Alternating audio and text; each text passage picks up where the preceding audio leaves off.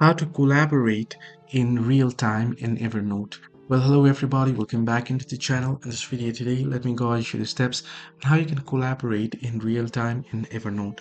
Well, the process itself is pretty simple and very easy. In order to collaborate, you can use the share icon or the share option within the Evernote. So open up the note that you would like to collaborate with someone, then click on share option.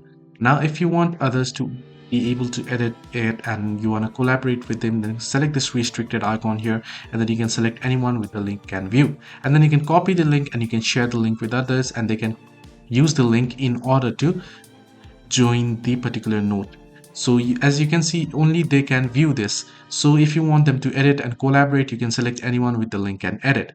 Similarly, what you can also do is you can enter in their email address here, and what you can do is you can send them the invite. So you can use the send invite, and once they accept the invite, they'll be able to collaborate as well, join as well. Hope this video was helpful. To like and subscribe, and also do not forget to leave the comments down below if you have any further issues as well.